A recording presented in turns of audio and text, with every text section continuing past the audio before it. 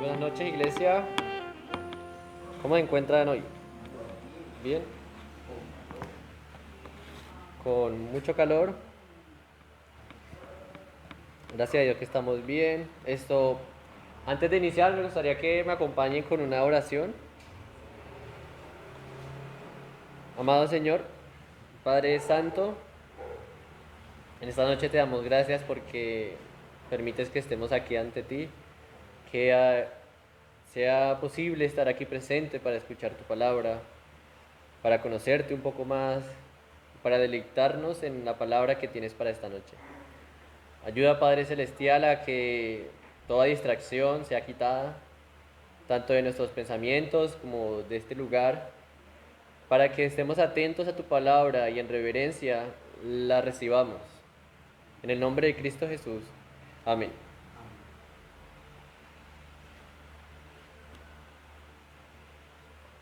Imaginémonos nosotros que nuestro lugar de origen, sea nuestro pueblo, nuestra ciudad, sea secuestrado, sea conquistado, sea puesto bajo esclavitud, en manos de, un ejército despiadado o el enemigo simplemente. Imaginémonos nosotros viendo a la gente que amamos siendo asesinados por soldados enemigos, siendo violados por soldados enemigos. Imaginémonos soportando un sufrimiento tan intenso que a las mamás, a las madres, no les quedaría otro remedio sino comerse a sus hijos. Es un escenario muy fuerte, ¿no? Es un escenario muy fuerte y Dios quiera no estemos en él. Dios quiera no llegue el momento en el que nos encontremos en algo parecido. Pero ese fue el escenario en que el profeta Jeremías tuvo que vivir, tuvo que ver al final de su vida.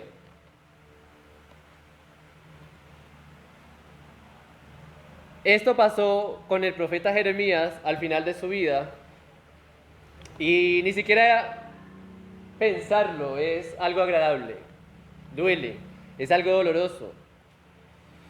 Pero por muy duro que suene, fue lo que tuvo que ver Jeremías. Y incluso por eso es que a él también se conoce como el profeta llorón, ¿no?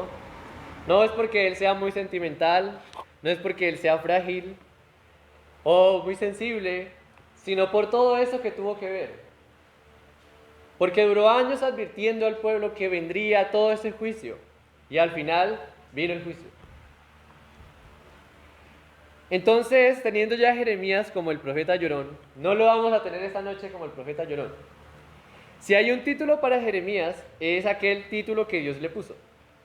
Para eso, por favor, acompáñenme a Jeremías, capítulo 1, versículo 5, que dice así: Antes que te formase en el vientre te conocí, y antes que nacieses te santifiqué, te di por profeta a las naciones. Ese quiero que sea el título de Jeremías para esta noche. Así que vamos a estar paseando por Jeremías y por Lamentaciones, pero no lo vamos a abarcar todo. Yo los invito más bien a que puedan en sus casas leer Jeremías y leer Lamentaciones. El capítulo 1 nos va a ser de mucha ayuda aquí y algunos otros pasajes. Pero entonces, para abarcar el escenario o el ministerio del profeta Jeremías, vamos a ver tres aspectos nomás. Tres. Que Dios quiera alcancemos. El primero es el llamado del profeta. Sí, el llamado del profeta Jeremías. El segundo aspecto es el propósito del ministerio de Jeremías. Y el último, el resultado del ministerio de Jeremías. Solo esos tres. Bien, entonces ya si usted está tomando apuntes, ponga ahí Jeremías, el profeta de las naciones, no el profeta llorón. Y profeta de las naciones porque aunque Jeremías y su profecía es mayormente para Judá, para el reino del sur, también incluye a otras naciones, tales como Damasco, como Babilonia, am, y entre otras. Ay, se me perdieron. Los edomitas, gracias. Son varias y estas naciones están desde el capítulo 46 hasta el 51 del libro de Jeremías. Las anoté, pero se me perdieron. Bien, entonces vamos a ver el llamado de Jeremías y vamos a enfocarnos en el capítulo 1, desde el versículo 1 hasta el 10. Y voy a leer para ustedes. Las palabras de Jeremías, hijo de Hilcías, de los sacerdotes que estuvieron en Anatot, en tierra de Benjamín, palabra de Jehová que le vino en los días de Josías, hijo de Amón, rey de Judá, en el año 13º de su reinado. Le vino también en días de Joacim, hijo de Josías, rey de Judá, hasta el fin del año 11 de Sedequías, hijo de Josías, rey de Judá, hasta la cautividad de Jerusalén en el mes quinto. Vino pues palabra de Jehová a mí, diciendo: antes que te formas en el vientre te conocí, y antes que nacieses te santifiqué. Te di por profeta a las naciones. Y yo dije: ¡ay! ¡Ay, Señor Jehová! He aquí no sé hablar, porque soy niño. Y me dijo Jehová: no digas soy niño, porque a todo lo que te envíe irás. Irás tú, y dirás todo lo que te mande. No temas delante de ellos, porque contigo estoy para librarte, dice Jehová. Y extendió Jehová su mano y tocó mi boca, y me dijo Jehová: he aquí te he puesto mis palabras en tu boca. Mira que te he puesto en este día sobre naciones y sobre reinos, para arrancar y para destruir, para arruinar y para derribar, para edificar y para plantar.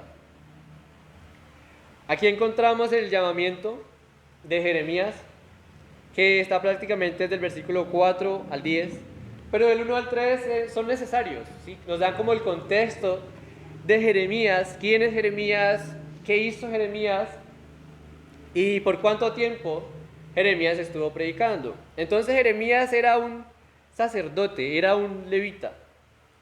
Y dice aquí que era de los hijos de Anatot. De esto se puede decir que lo más probable es que este Jeremías haya sido uno de aquellos de los cuales David tuvo que echar delante de su presencia, delante de la capital del reinado, porque estaban de acuerdo en poner a otro rey diferente a Salomón, cuando ya David estaba dejando su reinado. Entonces es lo más probable. Lo que sí es cierto es que él era un hijo de levita, era un sacerdote, y además de que era un joven, pues él mismo lo dice: soy un niño. También podemos ver que el tiempo en el que estuvo Jeremías dando profecías fue desde los días de Josías hasta la cautividad de Jerusalén, que es aproximadamente son 46 años. Más de 40 años estuvo él predicando.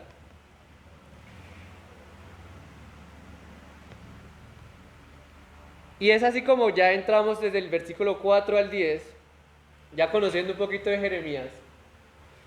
Si uno lee el libro, pues se va a dar cuenta que va a haber secciones donde se habla de Jeremías en el reinado de Josías, de Jeremías en el reinado de Joacim, de Jeremías en el reinado de Sedequías, y ya cuando sucede la cautividad de Jerusalén para el capítulo 52, que sería el último capítulo. Pero desde el versículo 4 al 10 es un llamado a Jeremías, y a mi parecer es muy breve. Es muy breve. Yo me imagino a Jeremías estando en su vida diaria, normalito, de pronto aprendiendo del sacerdocio, o de pronto caminando en la calle, cuando llega Dios y le dice: antes que te formas en el vientre te conocí, y antes que nacieses te santifiqué, te di por profeta a las naciones. Yo no sé, pero si a mí me pasa eso, yo como que anda. Jeremías era un levita, era un sacerdote. Realmente no se esperaba que fuera llamado a ser profeta. Él no se lo esperaba, pero pues Dios lo había apartado desde antes que hubiera sido concebido. Y bien, ahí es donde llega la respuesta de Jeremías, una respuesta, digamos, natural. Como que, ay, ¿cómo así? ¿Yo por qué? Yo no sé hablar, yo soy un niño. Y no es que no supiera hablar, ¿no? Ahí estaba hablando. Sino que su expresión es que él no era un experto para expresarse así en el público. De que era un niño, sí, era un muchacho, era muy, muy joven. Aproximadamente, sí, 17 años. Es un aproximado, pero era muy, muy joven. A diferencia de los otros profetas que han sido llamados. Entonces Dios llega y le dice a Jeremías, mire Jeremías, usted fue predestinado para eso. Y ya, Jeremías había sido predestinado por Dios para que en este justo momento de su vida, él comenzara su ministerio como profeta. Pero no solamente eso, también Dios, desde el momento en que nació, lo capacitó y lo acompañó para que él esté preparado para justamente ese momento y ser el profeta a las naciones. Ser el profeta a las naciones.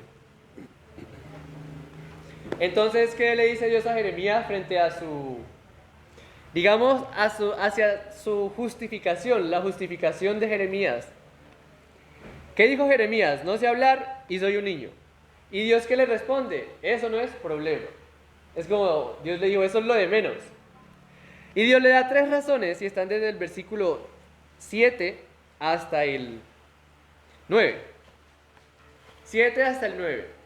Y la primera de ellas es como si Dios le hubiera dicho a Jeremías, vea, no se preocupe porque yo lo comisiono.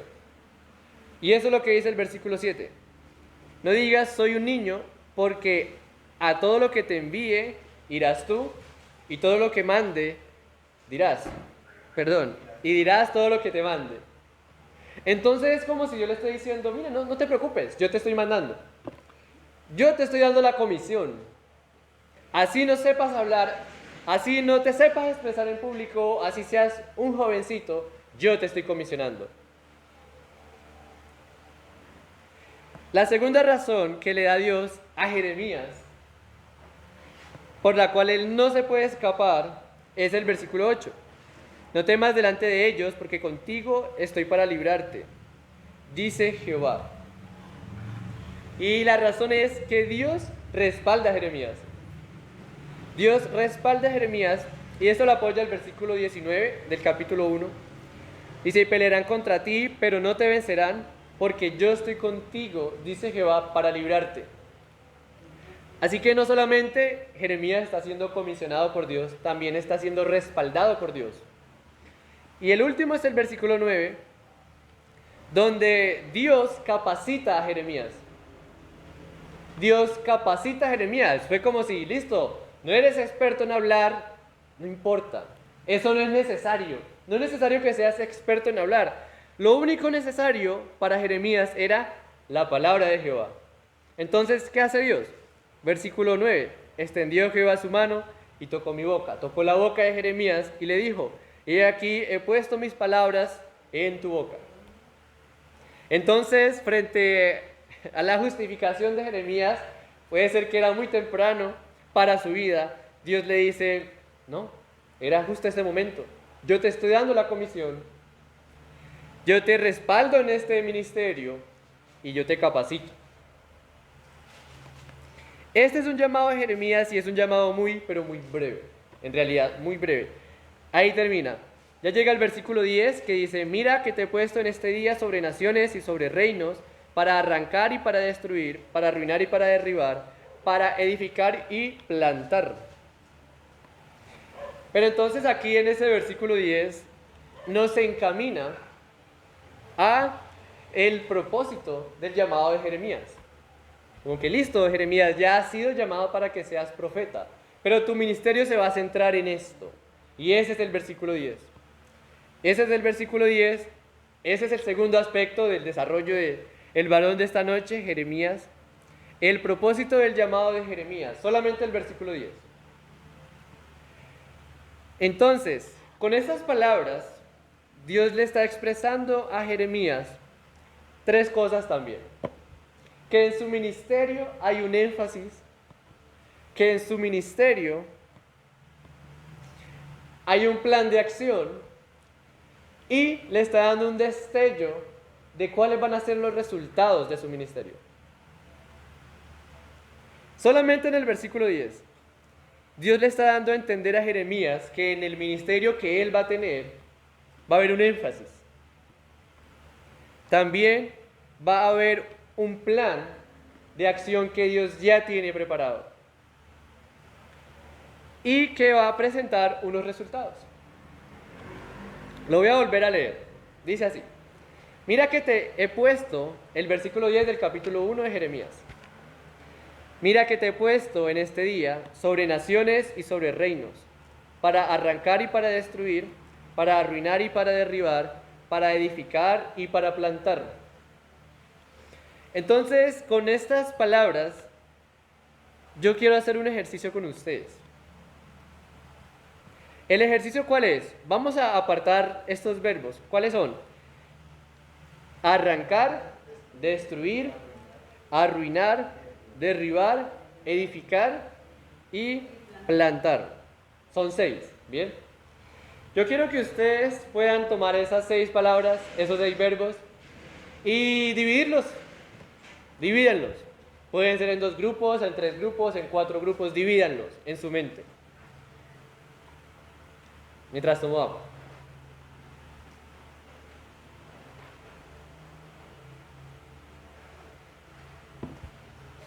Yo aquí traigo una división de estas 6 palabras y son 2 grupos. Una división es, digamos, llamémosle la negativa. Y la otra, la positiva. ¿Sí? Así algo sencillo. En la negativa, yo traigo 4 palabras. ¿Cuáles crees que sean? Arrancar, destruir, arruinar y derribar. Las primeras 4. Bien. Pues sí, en realidad, en sí mismas las palabras expresan algo negativo. Y el otro grupo de las positivas serían edificar y plantar. Bien. Entonces, si ponemos en una balanza estos 2 grupos, ¿cuál va a pesar más? ¿El positivo o los negativos? Los negativos, ¿verdad? Los negativos, ¿sí? Pues son 4, 4 le gana 2. Entonces, esto es un ejercicio para poder ver solamente en ese pasaje, con todas esas palabras, que hay un énfasis. Y es el énfasis que Dios quiere que Jeremías vea y comience ese ministerio. Y ese énfasis es en que Dios va a traer juicio. Ese es el énfasis de Jeremías. Ese es el énfasis del ministerio de Jeremías. Va a ser el juicio. No digo que sea solamente el juicio. Es que hay un énfasis. Jeremías, y en toda su predicación, va a hablar de juicio. Toda su profecía va a ser de juicio. Y recordemos que no va a ser solamente a Judá, sino también a las otras naciones.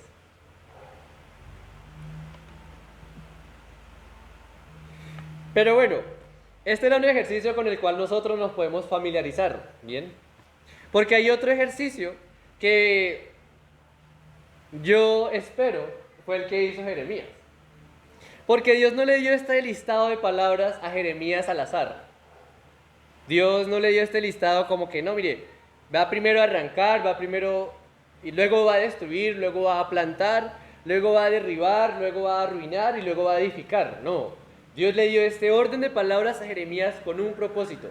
Y era ese, mostrarle el énfasis de su ministerio, mostrar el plan de acción de su ministerio y darle a entender algunos resultados.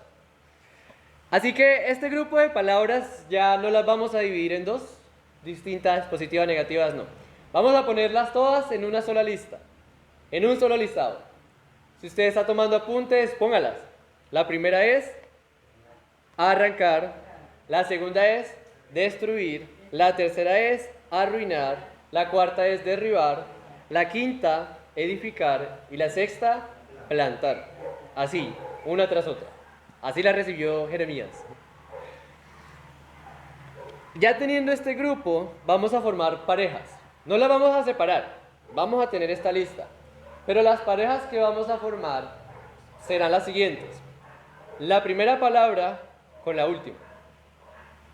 La primera palabra con la última. ¿Cuál es la primera? Arrancar. ¿Y la última cuál es?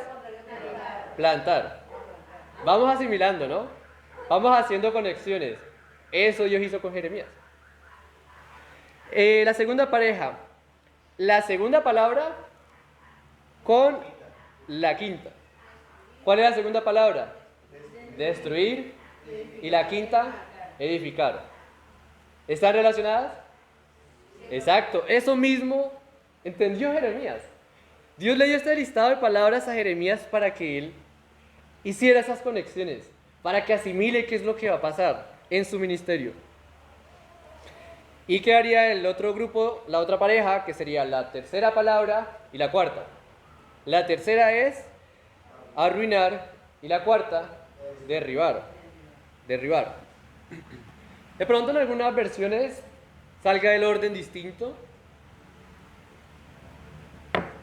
pero nos vamos a quedar con este orden de la Reina Valera de 1960, por las mismas conexiones que nosotros pues realizamos, las cuales fue el propósito con el que Dios le dio este listado de palabras a Jeremías.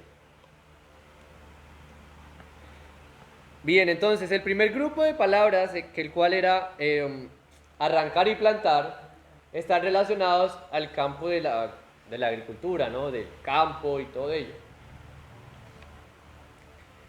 Y yo sé que suena lo contrario, ¿cierto?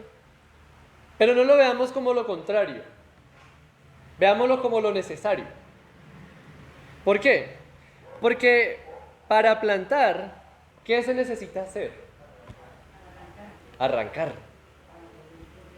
Arrancar. Bueno, limpiar el terreno, ¿cierto? Pero limpiar el terreno se va a arrancar mucha maleza, mucho mugre, y todo lo que nos sirva, todo el monte que nos sirva para poder plantar lo que queremos sembrar.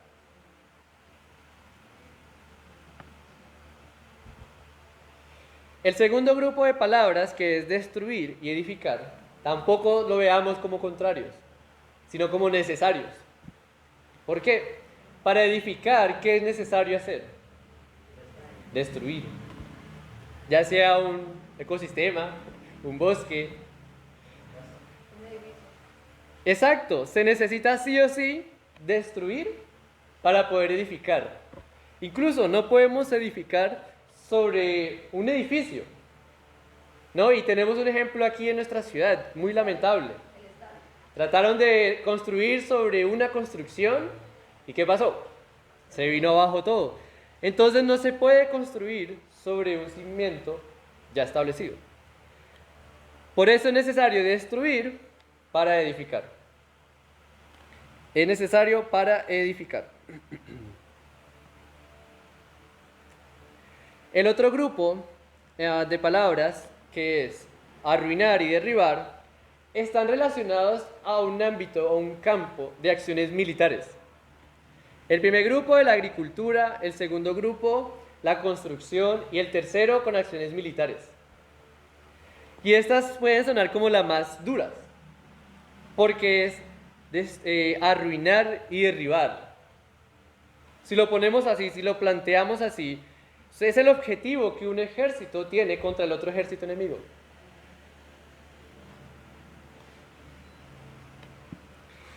Ya con ese panorama y teniendo las 6 palabras en la lista y haciendo las parejas de la primera con la sexta, la segunda con la quinta y la tercera con la cuarta, podemos hacer también que estas 6 palabras están apuntando a algo en el centro.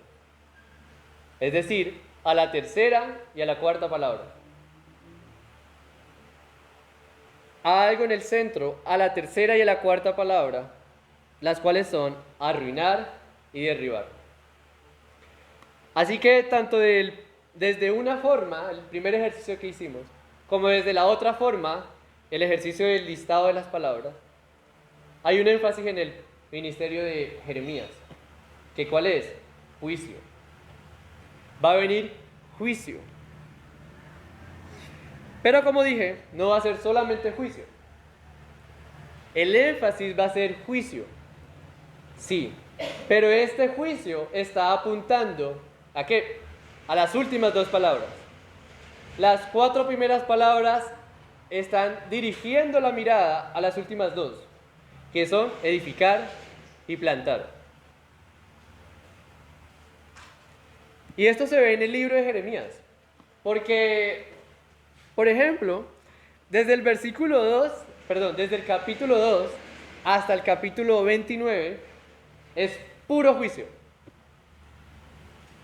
Usted lee desde el capítulo 2 hasta el 29 y es puro juicio, todo contra Judá, todo contra Jerusalén, todo. Y le da distintos nombres. La hija de Sión, el monte de Jehová, mejor dicho, toda esa sección está llena de juicio. Y a esto se le complementa la sección del capítulo 46 hasta el 51, que es el juicio a las naciones.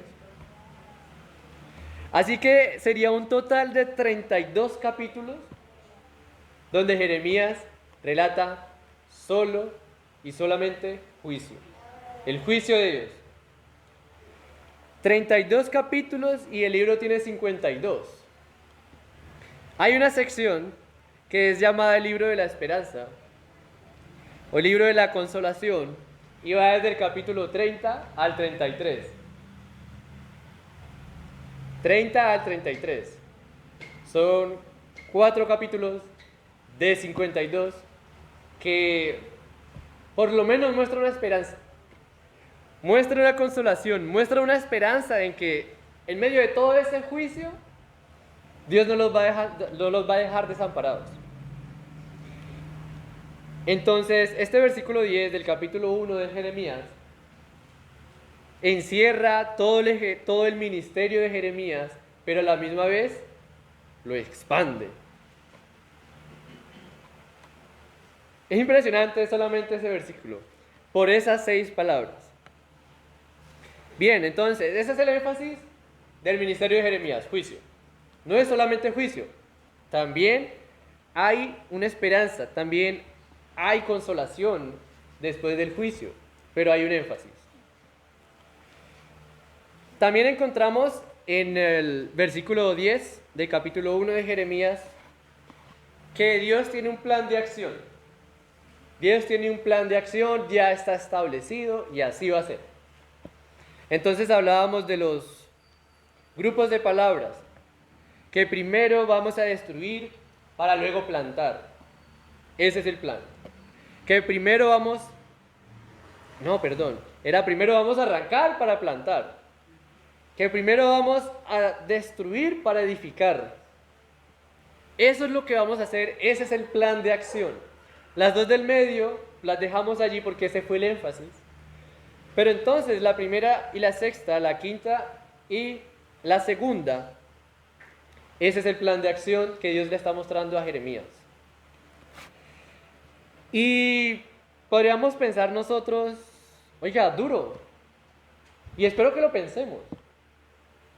Porque que un profeta sea llamado para que lleve juicio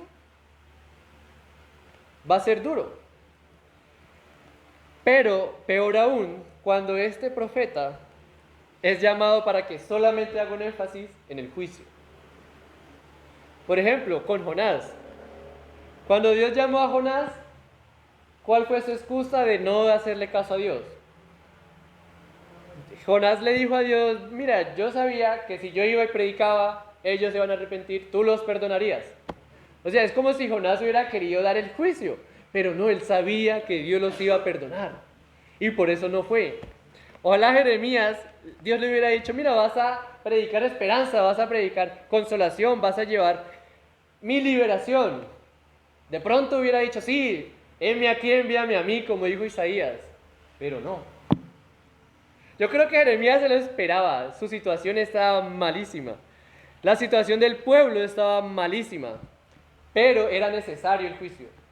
Era necesario arrancar para poder plantar. Era necesario destruirlos para poder edificarlos mejor. Y digo que era necesario por la misma condición del pueblo. Y la condición del pueblo era no solamente que estaban alejados de Dios, porque pues digamos, eso podría ser la normalidad, estaría sobre el estándar de ser pecador, sino que también este pueblo estaba tras la adoración de ídolos, de Baales, de Moloch, y ya vamos a ver a qué conllevaba esto. Además de eso, había falsos profetas que le decían al pueblo que en medio de todo su pecado, su idolatría y todo lo que hacían, iba a haber solamente paz. Solamente iba a haber paz. Entonces, ¿qué hacía Jeremías? Su énfasis era el juicio. Y los otros profetas eran más. No va a haber solamente paz.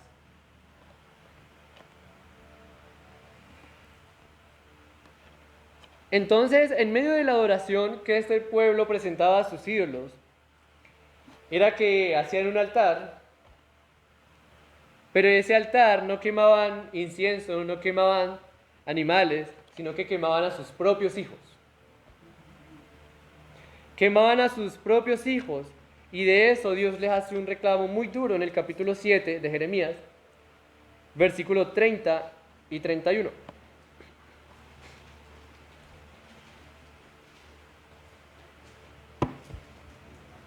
Versículo 30 y 31 del capítulo 7. Dice así: porque los hijos de Judá han hecho lo malo ante mis ojos, dice Jehová. Pusieron sus abominaciones en la casa sobre la cual fue invocado mi nombre, amancillándola. Y han edificado los lugares altos de Tofet, que está en el valle del hijo de Hinnom, para quemar al fuego a sus hijos y a sus hijas, cosa que yo no les mandé ni subió en mi corazón. Aquí Dios está reclamándole dos cosas, ¿no? Blasfemaron el templo, pero entregan a sus hijos. Los queman. Y usted puede buscarlo en internet, está la información allí. La adoración que presentaban al ídolo era a Moloch. Y Moloch, pues era una estatua, una especie de estatua. No logré identificar qué animal era. Era muy raro. Pero lo que sí identifiqué es que la estatua tiene las palmas de la mano así. Y al calentar la estatua o el horno, no sé el sistema, pero calentaba justamente las palmas. Y ahí era donde ponían a los hijos. Ahí era donde ponían a las hijas. El pueblo de Dios, el pueblo de Judá, Jerusalén estaba dando a sus hijos y a sus hijas a una estatua. Yo creo que eso es indescriptible. Dejarlos ahí vivos, que se quemen, que se rosticen hasta que se mueran.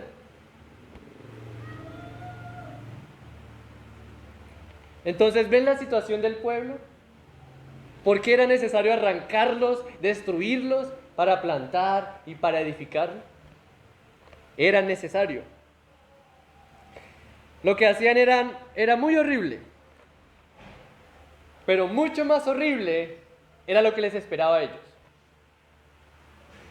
Es ahí donde entra el versículo 32 al 34 del capítulo 7 de Jeremías, que dice así: por tanto, he aquí vendrán días, ha dicho Jehová, en que no se diga más Tofet, ni valle del hijo de Hinnom, sino valle de la matanza, y serán enterrados en Tofet, por no haber lugar. Y serán los cuerpos muertos de este pueblo para comida de las aves del cielo y de las bestias de la tierra, y no habrá quien las espante. Y haré cesar de las ciudades de Judá y de las calles de Jerusalén la voz de gozo y la voz de alegría, la voz del esposo y la voz de la esposa, porque la tierra será desolada. No va a haber alegría, Y no sé, pero si usted está entregando a sus hijos para que sean quemados en una estatua y se alegra, pues así estaba el pueblo. Y Dios les dice, no va a haber voz de gozo ni de alegría. Además de eso, los van a matar a todos y no va a haber dónde enterrarlos. Van a quedar ahí tirados en ese mismo valle donde presentan ese sacrificio a sus ídolos. Y aún más, las aves del cielo y las bestias de la tierra se iban a comer sus cuerpos. Una total humillación para este pueblo, pero solamente esto es una muestra. Solamente esto es una muestra de lo que ve Jeremías. Solamente es una prueba de lo que pasa al final. Así que bueno, si era necesario arrancarlos, si era necesario destruirlos para poder plantar y edificar. Judá sí lo necesitaba. Y bueno, nosotros podríamos pensar, o no sé si estaría pensando ustedes, ¿será que recibieron el castigo? Yo le invito a que lea Jeremías, a que esté atento, ya vamos para allá. Pero antes de eso, yo quiero que pensemos en nuestras vidas, piensen en su vida. Pensemos en nuestras vidas porque yo estoy seguro que cada uno de nosotros hemos tenido momentos en el que hemos sentido que estamos siendo destruidos, que estamos siendo arrancados, que estamos siendo machucados, como si todo nos viniera encima. Y bueno, con esto que estamos viendo aquí, con el pueblo de Jeremías, el pueblo de Judá necesitaba ser destruido. Si nosotros alguna vez nos sentimos así, es porque lo necesitamos. No porque vengamos cada domingo a la iglesia, cada jueves a la iglesia, no porque presentemos la ofrenda, no porque aparentemos algo, no, sino que lo necesitamos por nuestro pecado, por el pecado que está en cada uno de nosotros. Es necesario.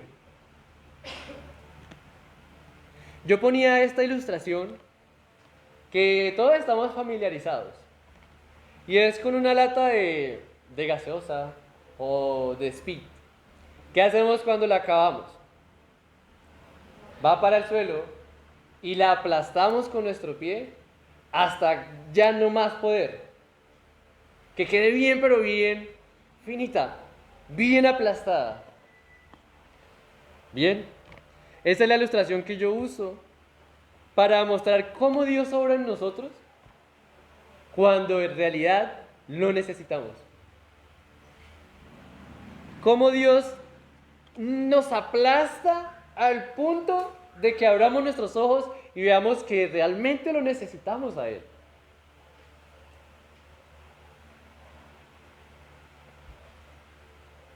Yo espero que a nosotros aquí presentes, Dios haya arrancado ese corazón duro de piedra y haya puesto en nosotros un corazón de carne. Que haya arrancado ese corazón de piedra y haya plantado en nosotros ese corazón de carne. Yo espero que Dios en nosotros haya destruido ese espíritu duro en nosotros y que haya edificado su Espíritu Santo en nosotros. Si no ha pasado así, no hay problema. El mismo Dios que arrancó, que destruyó al pueblo de Judá para plantarlos y para edificarlos, es el mismo que tenemos al día de hoy. Es el mismo que está hablando en esta noche a través de su palabra y está con los brazos abiertos. Está con los brazos abiertos para arrancar de nosotros todo aquello que nos separe de Él. Para destruir en nosotros toda soberbia, todo orgullo que nos separe de Él. Para plantar en nosotros su carácter, su Santo Espíritu, para edificar en nosotros su carácter santo. Es el mismo.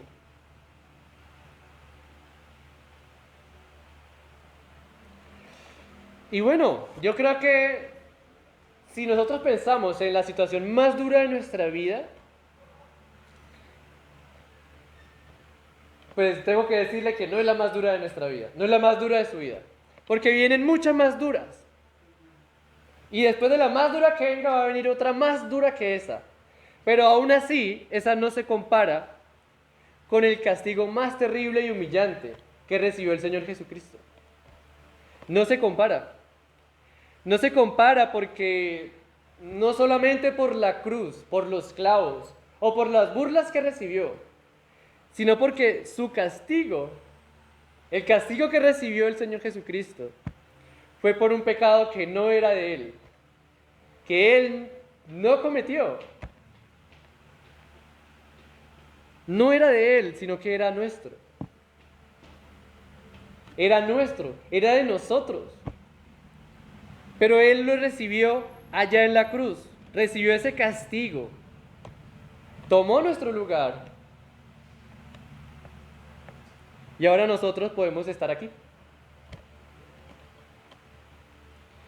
Entonces en el ministerio de Jeremías hay un énfasis, que ¿cuál es? Juicio. Hay un plan de acción, que ¿cuál es? Arrancar para plantar, destruir para edificar.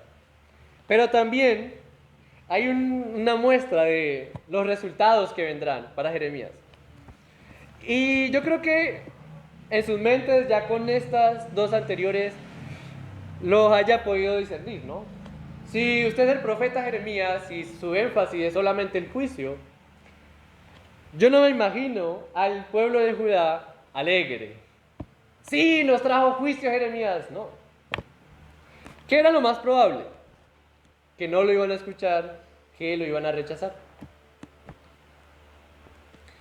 Y pues bueno, ese es algo, eso es un destello de los resultados, que lo iban a rechazar. Y es ahí donde termina el versículo 19 del capítulo 1, diciendo, pelearán contra ti, pero no te vencerán. Porque yo estoy contigo, dice Jehová, para librarte. Este es el broche de oro con el que cierra el llamado a Jeremías. Y yo decía que era un destello, porque ya podemos pasar al tercer aspecto del ministerio de Jeremías, y es justamente eso. El resultado del ministerio de Jeremías, o los resultados. Yo voy a enfocar el resultado del ministerio de Jeremías, porque fue uno y es muy claro. Y tengo algo que decirles, que el ministerio de Jeremías fue el más próspero que haya habido. No es ironía, no me estoy burlando. Lo digo con mucho dolor, porque fue muy próspero. Y esta prosperidad en el ministerio de Jeremías no es por la cantidad de personas que lo siguieron a él, que le creyeron a él, no. Sino que esta prosperidad en el ministerio de Jeremías fue porque la palabra de Dios se cumplió, toda. Todos los juicios se cumplieron. Todo. Por eso fue muy próspero. Pero eso se debe decir es con dolor. Esto se debe decir es con dolor. Incluso el mismo Jeremías, Dios lo inspiró para escribir, yo me imagino que con lágrimas en sus ojos, con dolor en su corazón, el libro de Lamentaciones. Entonces vamos allá para leer unas porciones de cuál fue el resultado del ministerio de Jeremías. Solamente unas porciones. Lamentaciones capítulo 1 está ahí justo enseguida del libro de Jeremías.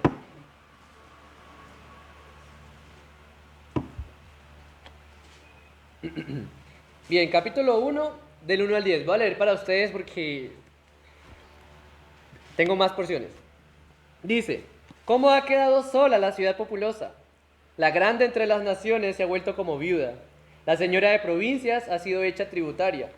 Amargamente llora en la noche y sus lágrimas están en sus mejillas. No tiene quien la consuele de todos sus amantes. Todos sus amigos le faltaron, se le volvieron enemigos. Judá ha ido en cautiverio a causa de la aflicción y la dura servidumbre. Ella habitó entre las naciones y no halló descanso. Todos sus perseguidores la alcanzaron entre las estrechuras. Las calzadas de Sión tienen luto, porque no hay quien venga a las fiestas solemnes. Todas sus puertas están asoladas, sus sacerdotes gimen, sus vírgenes están afligidas, y ella tiene amargura.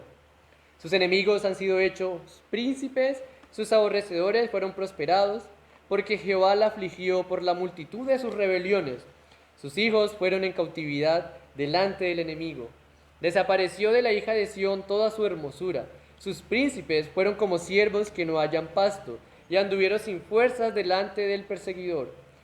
Jerusalén, cuando cayó su pueblo en mano del enemigo y no hubo quien la ayudase, se acordó de los días de su aflicción y de sus rebeliones, y de todas las cosas agradables que tuvo desde los tiempos antiguos. La miraron los enemigos y se burlaron de su caída. Pecado cometió Jerusalén, por lo cual ella ha sido removida.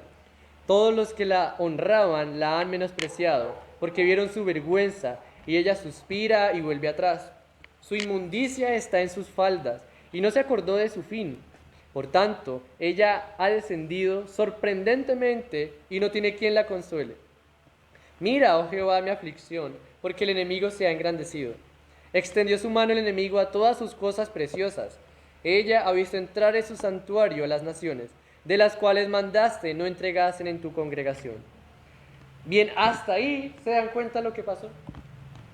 Los falsos profetas le decían, no, va a haber paz, va a haber paz y va a haber paz. Jeremías no relata una paz aquí. Relata cautividad, relata vergüenza, relata humillación, relata todo menos paz. Paz, paz. Es solamente juicio. Capítulo 2, versículo 12, dice, decían a sus madres, ¿dónde está el trigo y el vino? Desfallecían como heridos en las calles de la ciudad, derramando sus almas en el regazo de sus madres. Capítulo 4, versículo 4. La lengua del niño de pecho se pegó a su paladar por la sed. Los pequeñuelos pidieron pan y no hubo quien se los repartiese. Hubo mucha sed y hubo mucha hambre. No había agua y no había pan. Y como no había agua, no había pan, viene el versículo 10 del capítulo 4 y dice, las manos de mujeres piadosas cocieron a sus hijos. Sus propios hijos les sirvieron de comida en el día del quebrantamiento de la hija de mi pueblo. Cuando dice que las mujeres piadosas cocieron, no es que con aguja e hilo, no. Los pusieron a hervir, los cocinaron. Y sus propios hijos les sirvieron de comida. Vean, todo esto fue lo que Jeremías tuvo que ver. Capítulo 5, versículo 2 en adelante. Dice, nuestra heredad ha pasado a extraños, nuestras casas a forasteros. Huérfanos somos sin padre, nuestras madres son como viudas. Nuestra agua bebemos por dinero, compramos nuestra leña por precio. Padecemos persecución sobre nosotros, nos fatigamos y no hay para nosotros reposo. Al egipcio y al asirio extendemos la mano para saciarnos de pan. Nuestros padres pecaron y han muerto, y nosotros llevamos su castigo. Siervos se enseñorearon de nosotros, y no hubo quien nos librase de su mano. Con peligro de nuestras vidas traíamos nuestro pan ante la espada del desierto. Nuestra piel se ennegreció como un horno a causa del ardor del hambre.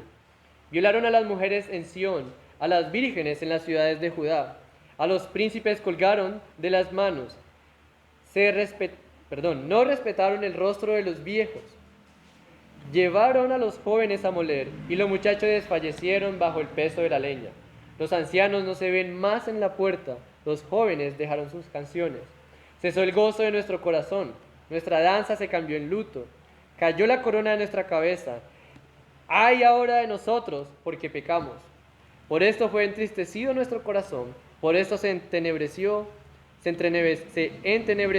nuestros ojos. Por el monte de Sión que está asolado, zorras andan por él. Quedó hecho nada esta ciudad, quedó hecho nada Judá, quedó hecho nada Jerusalén y el pueblo. Y los que no se llevaron para Babilonia estaban peor en Egipto, trabajando para los egipcios y para los asirios. Pero yo les dije que todo se resume a un solo propósito, Y ese está en el versículo 17 del capítulo 2 de Lamentaciones, que dice así: Jehová ha hecho lo que tenía determinado, ha cumplido su palabra, la cual él había mandado desde tiempo antiguo. Destruyó y no perdonó, y ha hecho que el enemigo se alegre sobre ti, y enalteció el poder de sus adversarios.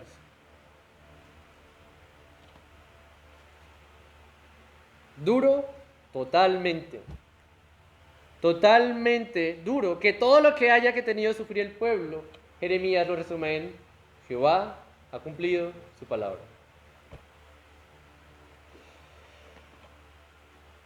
Pero hay algo, ¿no? Que la cual les había mandado desde tiempo antiguo. Y no, esta palabra de Jeremías no comenzó con Jeremías. Eso viene desde Deuteronomio. Cuando Moisés le dice al pueblo: vean, ustedes elegirán si la bendición o la maldición, si obedecen bendiciones, si no obedecen maldiciones y todo lo demás, todo lo que está pasando aquí, desde Moisés se les había dicho. Jeremías simplemente fue un portavoz repitiendo, dando a entender que esas palabras de Moisés estaban mucho más cerca ahora que en ese momento. Entonces Dios cumple su palabra. Por eso yo digo que el ministerio de Jeremías fue próspero.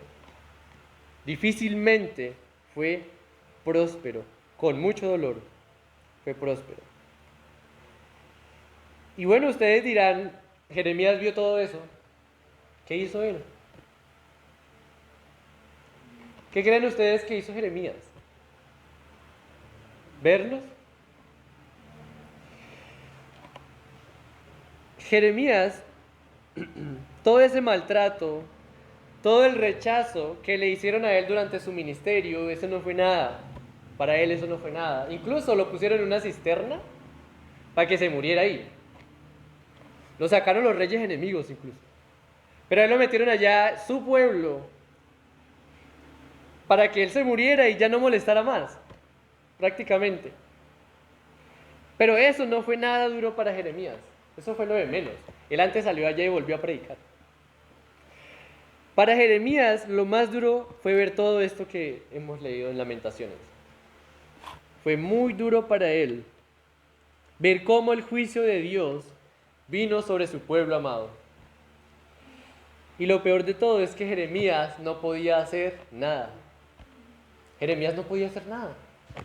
Nada por ellos. Nada para impedir que ese juicio viniera sobre este pueblo. No podía hacer absolutamente nada. Incluso Jeremías no podía ni siquiera orar por ese pueblo. Eso está en Jeremías capítulo 11, versículo 14. No podía orar por ese pueblo. Y aún así ese pueblo orara, Dios no los iba a oír. Esto fue muy duro. Esto fue muy, muy duro. Y lo único que hizo Jeremías fue llorar, llorar y llorar. Lamentaciones 1:16. Voy a leerlo rapidito. Dice: por esta causa lloro, mis ojos fluyen aguas, porque se alejó de mí el consolador que dé reposo a mi alma. Mis hijos son destruidos porque el enemigo prevaleció. Él solamente lloraba. Y hay muchos otros pasajes de Lamentaciones donde él dice: lloro. Por ejemplo, Lamentaciones capítulo 2, versículo 11, Lamentaciones capítulo 3, versículo 49. En el libro de Jeremías también se refleja que él llora, incluso en las crónicas sale llorando por un rey. Bueno, por el rey, el primer rey, Josías. Sí, porque muere Josías y él llora, porque sabía que venía.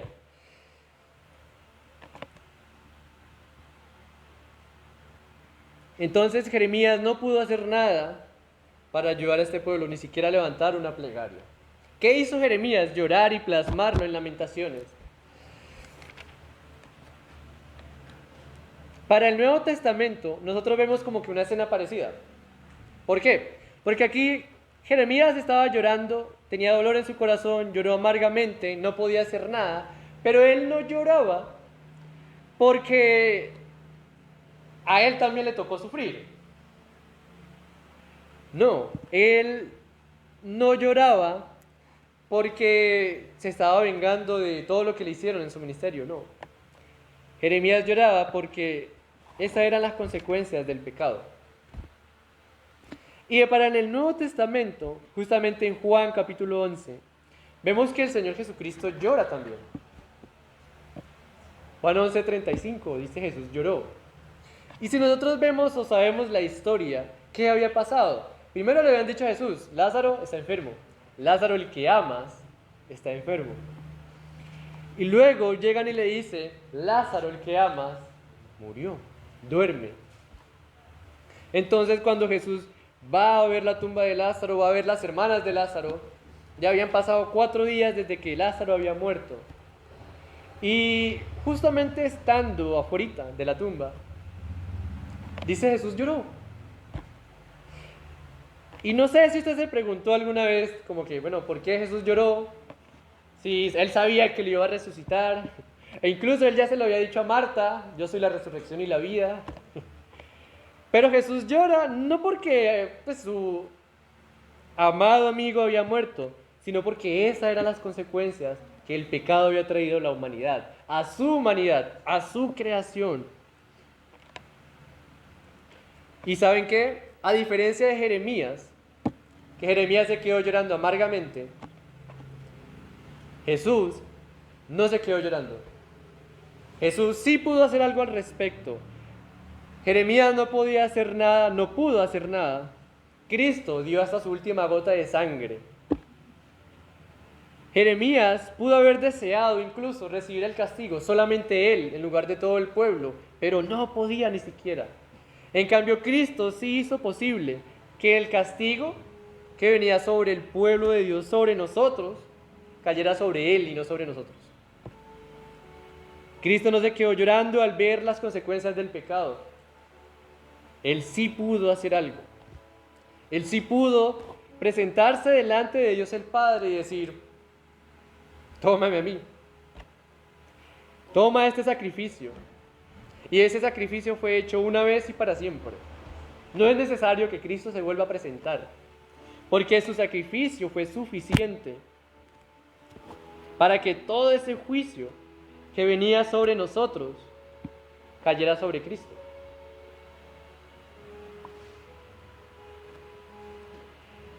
Cristo sí puede interceder por nosotros al día de hoy. Cristo fue arrancado, Cristo fue destruido. No se cuenta su generación, no se cuenta su, como dice Isaías 53, su descendencia, ¿quién la contará? Fue arrancado de la tierra de los vivientes. ¿Para qué? Para comenzar a plantar, para comenzar a edificar a su pueblo. El propósito del ministerio de Jeremías fue culminado muchos años después con Jesucristo. Y comienza en Hechos, ¿no? Donde nos muestra cómo comienza a plantarse esa iglesia, cómo comienza a edificarse la iglesia del Señor. Y aún al día de hoy, Él añade a la iglesia a aquellos que han de ser salvos. Duro el ministerio de Jeremías, sí, muy duro, pero fue próspero con dolor. Fue próspero con dolor. Y entonces, iglesia, yo quiero que tengamos presente que entre todos los planes que Dios pueda tener para nuestras vidas, hay uno por el cual sí o sí vamos a pasar. Y ese es el plan de acción de arrancar y de plantar, de destruir y de edificar. En algún momento Dios va a usar ese plan en nosotros. Va a arrancar de nosotros todo aquello que estorbe nuestra comunión con Él. Lo va a arrancar. Va a destruir toda soberbia, todo orgullo, todo pecado, para plantar en nosotros y edificar en nosotros su carácter. Eso lo va a hacer. Yo espero que ya lo haya hecho. Y les digo, lo va a continuar haciendo. También, amada iglesia, yo quiero que tengamos cuidado y que si usted tiene propósito de año nuevo, que agregue esto. Tenga cuidado cuando le pida a Dios que haga su voluntad. Tenga cuidado. ¿Por qué? parte de la voluntad de Dios es su juicio. Es su juicio. Si yo hubiera sido Jeremías, yo hubiera orado porque Dios se demorara. Porque eso fue muy duro. Tenga cuidado entonces, sea cuidadoso cuando le pida a Dios que haga su voluntad si usted no está preparado a aceptarla. Si usted conoce verdaderamente la voluntad del Señor, pídalo con confianza. Y amén a todo. Pero si usted no la conoce, si lo conoce a medias, tenga presente que el castigo también hace parte de la voluntad de Dios. El Padre Nuestro no está en nuestras Biblias para repetirlo simplemente, para meditar en Él, para ver qué es lo que Dios está diciéndonos ahí, ¿no? Fácil nosotros decir, haz tu voluntad así en los cielos como en la tierra, o perdón, haz tu voluntad en la tierra así como en el cielo. Eso es muy, pero muy peligroso. Pedirle a Dios que haga su voluntad si no conocemos su voluntad y si no estamos preparados para aceptarla.